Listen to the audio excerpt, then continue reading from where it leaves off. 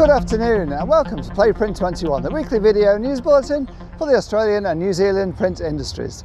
From print21.com.au. This week's bulletin sponsored by Spices, creating solutions together. News this week is led by what will likely become the biggest workplace issue over the next 12 months. Mandatory workplace vaccinations, or more popularly, no jab, no work. The federal government's decision to leave it up to individual businesses and organisations as to whether to make vaccines mandatory in the workforce is copping flack from all sides.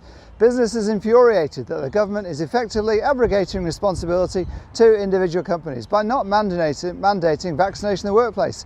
Business, and at the least, wants government to indemnify them against claims.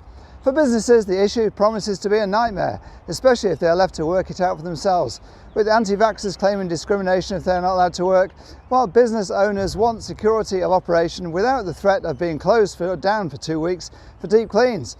And the larger vaccinated group, of course, is demanding a safe workplace, which does not include the unvaccinated. Employers face being sued by whichever side it does not support, and faces losing staff. While vaccination prevents death and in most cases hospitalisation, it does not prevent transmissibility, meaning that a vaccinated person could go to work, catch the virus from an anti-vaxxer, go home and pass it on to their 9-week-old son or 90-year-old grandmother, a clearly untenable situation. Employer groups say the government is effectively hanging business out to dry. The Australian Chamber of Commerce and Industry's Chief Executive, Andrew McKellar, told The Guardian that the government was leaving them at the whims of the courts by absolving itself of responsibility. Popular TV host David Kochie told Federal Treasurer Josh Frydenberg on live TV that the government's position was stupid.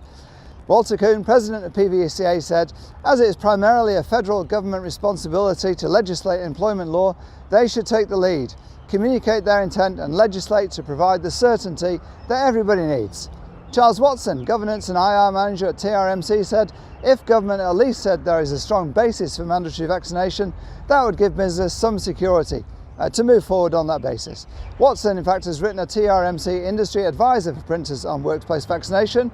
Follow the links on print21.com.au to get to it. Print21 will be following this story closely over the next few months. On the shop floor, Heidelberg has told Print21 it has sold 11 new offset presses over the past year, which in the current climate has got to be a good result for Australian investment in print. The 11 new presses have gone into all states and are mainly B1 machines, with a few B2 also entering the market. XLs, the push-to-stop XL106, the new Speedmaster CX104 and the XL75 are all being sold at local printers. Growing number of press sales in ANZ reflects the overall trend for Heidelberg. The company virtually doubled its sheet-fed offset orders in the first quarter, April to June for Heidelberg, when compared with the same period last year, with CEO Rainer Hunsdorfer proclaiming Heidelberg is back. The company's speaking at the company's AGM last month. Also investing is large format digital printing pioneer Omnigraphics in Port Melbourne, which has upgraded its Fujifilm Inca onset to HS, almost doubling the output from the wide format printer installed 2 years ago. According to Nathan Sable, CEO, Omnigraphics, the upgrade has increased significantly from 183 to 283 beds an hour. The Bacon factory, which is a primary letterpress educator and advocate in Queensland, is being evicted, sadly, and given less than 4 weeks to vacate its premises, is now seeking industry support to carry on its mission from a mobile basis.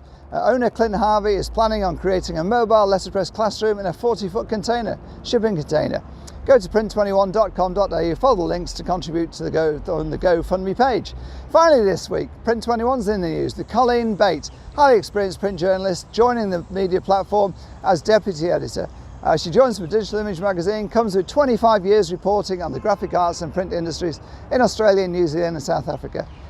Deputy editor is a new role here at Print21, reflecting the growth and increasing number of media platforms which we operate on.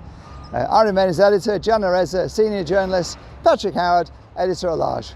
Print21 now has multiple platforms, including the magazine, of course, the news website, news bulletins, as well as the industry's only video news bulletin, this one, Play Print21, the industry's only podcast, and the live Profit from Print event. Bate will work on all platforms. She'll also be the editor of PK and Packaging News. That's it for this week's issue of Play Print21. Thanks to our sponsor, Spices, creating solutions together, and Wayne Robinson. Stay safe, get the jab, and we'll see you next week.